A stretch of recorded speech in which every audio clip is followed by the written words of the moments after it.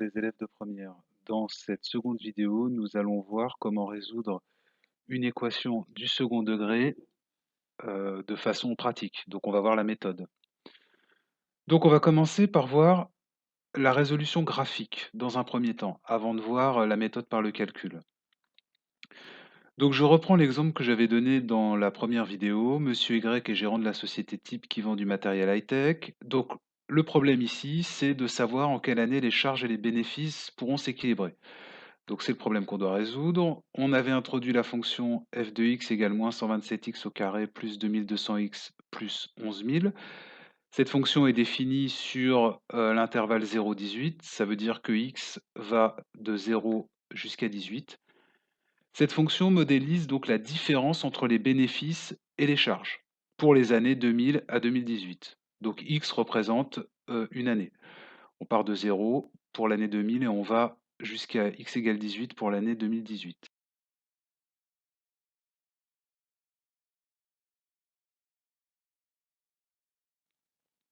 Donc pour répondre au problème posé, il faut résoudre l'équation f de x égale à 0, c'est-à-dire l'équation moins 127x au carré plus 2200x plus 11000 égale à 0. Pourquoi? Parce que comme la fonction f modélise la différence entre les bénéfices et les charges, si gf égale à 0, j'aurai mes bénéfices qui seront égaux à mes charges, donc les bénéfices et les charges seront bien équilibrés. Comment est-ce qu'on va résoudre cette équation? Donc il y a deux méthodes. La méthode graphique, qu'on connaît, mais qu'on va revoir, et la méthode par le calcul que vous ne connaissez pas et que nous allons...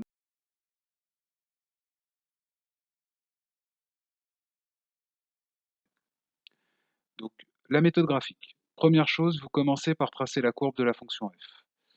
Donc ici, j'ai tracé la courbe avec le logiciel GeoGebra et j'ai obtenu une parabole. Donc,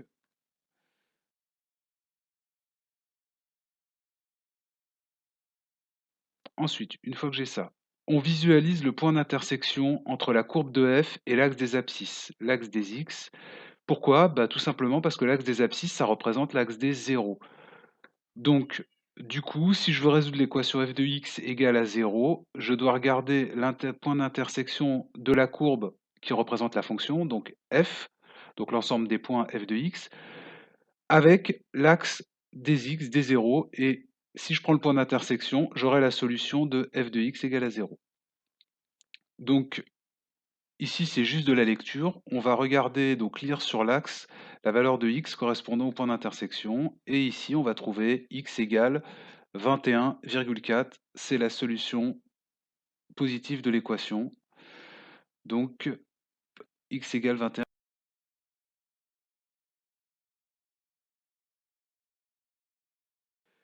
Il faut toujours, quand on a trouvé une solution, que ce soit graphique ou par le calcul, vérifier que on n'a pas fait d'erreur. Donc pour ça, il faut remplacer, injecter la solution dans l'équation. Donc on remplace la valeur de x dans l'équation, et normalement, si on n'a pas fait d'erreur, on doit trouver 0. Alors ici, on ne trouve pas 0, on trouve moins 80,92. Donc pourquoi est-ce qu'on ne trouve pas 0? Eh bien, tout simplement parce que le résultat a été obtenu graphiquement et que c'est une valeur approchée. Donc comment est-ce qu'on peut obtenir la valeur exacte de cette équation? Eh bien, il faut la résoudre par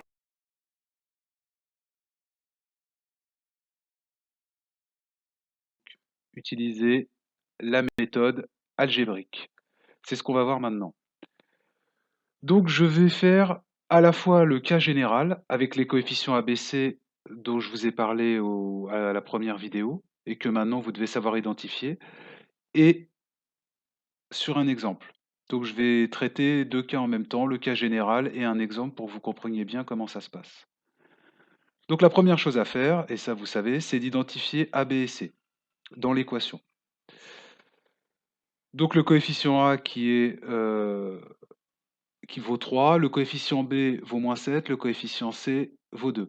Donc je rappelle que le coefficient A est toujours devant le x au carré, le coefficient B est devant le x et le coefficient C, bah, c'est le nombre tout seul. Ça, c'est la première chose, c'est facile. La deuxième chose, maintenant, on va rentrer dans le vif du sujet, il faut calculer un nombre qu'on appelle le discriminant delta. Donc C'est une définition, vous cherchez pas à comprendre, on l'appelle comme ça. Donc ce discriminant, il va nous servir à trouver les solutions de l'équation à partir des coefficients. C'est pour ça que je disais que les coefficients sont très importants. Donc la définition du discriminant, c'est delta égale b au carré. Donc je prends le coefficient b et je l'élève au carré, moins 4 fois a fois c. Donc ça, c'est la définition du discriminant. Donc il y a un nombre qui ne bouge jamais, c'est le 4. Ça, vous aurez toujours un 4 dans la formule. Par contre, les coefficients ABC, ils vont changer à chaque fois. Donc chaque équation va avoir un discriminant différent. Si je calcule le discriminant de l'exemple, b vaut moins 7, a vaut 3, c vaut 2. Donc le calcul me donne moins 7 au carré, moins 4 fois 3 fois 2, et je trouve 25.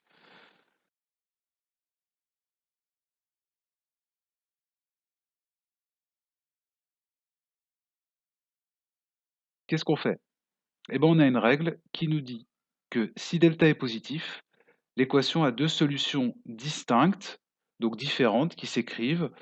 La première, c'est x1, je vais l'appeler x1, moins b moins racine de delta divisé par 2 fois a. La deuxième, c'est x2 égale moins b plus racine de delta divisé par 2 fois a. Si delta est nul, l'équation n'a qu'une seule solution, et cette solution, c'est moins b divisé par 2a. Donc vous voyez que, en fait, c'est la même chose qu'au-dessus, sauf qu'ici, comme delta égale à 0, bah, tous les termes en delta disparaissent. Et si delta est négatif, ce qui peut arriver, hein, l'équation n'a pas de solution. Si je reprends mon calcul avec l'exemple, j'avais trouvé delta égale à 25, donc ici delta est positif. Donc la première solution, je fais moins b, et ici, attention, j'ai fait exprès, b vaut moins 7, donc je fais moins 7. Ensuite, moins racine de 25, divisé par 2 fois 3, et je trouve 0,33. Donc si vous le faites sur la calculatrice Casio Graph 35+, vous obtenez ce que j'ai trouvé moi ici, ce que vous avez dans la case, hein. Donc vous tapez la formule telle quelle, en respectant bien les parenthèses, c'est très important, surtout si vous avez des nombres négatifs, et vous obtenez bien 0,33333, donc on va dire 0,33. La deuxième solution, c'est la même chose, sauf que ici, au lieu d'avoir moins racine de 25, on va avoir plus racine de 25. D'accord? Donc, on refait le même calcul, hein, et sur la calculatrice, je trouve 2. Donc 2 piles. Il y a une dernière étape à faire qui est très importante, c'est de bien vérifier que les valeurs de x que vous avez trouvées avec ces formules sont bien solutions de l'équation.